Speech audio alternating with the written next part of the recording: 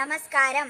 ഞങ്ങൾ ഇന്നിവിടെ ബഷീറിന്റെ പാത്തുമ്മയുടെ ആട് എന്ന കഥയിലെ ഒരു ഭാഗമാണ് അവതരിപ്പിക്കുന്നത്. ഞാൻ കുഞ്ഞാത്തുമ്മ, ബഷീറിന്റെ ഉമ്മ. ഞാൻ ബഷീർ. ഞാൻ പാത്തുമ്മ. ഞാൻ സുബൈദ.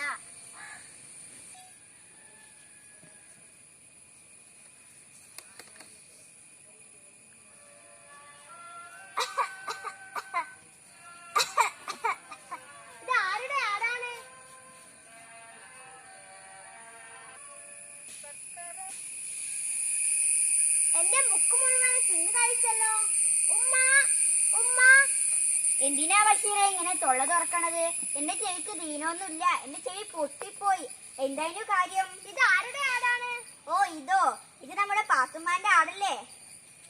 ഈ സുബൈദ എവിടെ പോയി? സുബൈദ, സുബൈദ, ഈ പാത്രം ഒന്ന് മോറിയേ.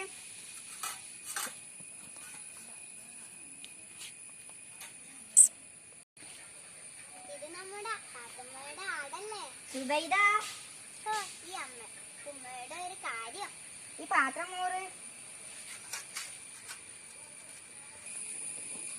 അയ്യോ, എന്റെ ആടാടെ പള്ള പൊട്ടിക്കിടക്കണ്ടോ? ബെക്ക് കൊണ്ട് കിടക്കട്ടെ. പത്തിരി ചുട്ടു വിളമ്പണ നേരം പുത്തരി പാത്തുമ്മ. അല്ല, എല്ലാരും ഉണ്ടല്ലോ. നീ എന്റെ ആടിന് കഞ്ഞിവെള്ളം കൊടുത്തില്ലോ?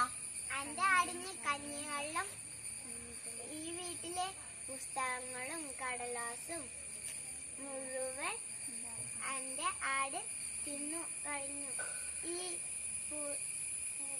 പുരയിൽ 100 കൂട്ട് പണയുണ്ട്. അപ്പോഴാ നിന്റെ ഒരു ആട്. ഇപ്പോൾ നിങ്ങൾ എന്ത് വേണമെങ്കിൽ പറഞ്ഞു. എന്റെ ആടൊന്ന് പെറ്റോട്ടെ. എന്റെ ആട് പെറ്റാൽ ഈ സുബൈദനെ മറക്കല്ലേ.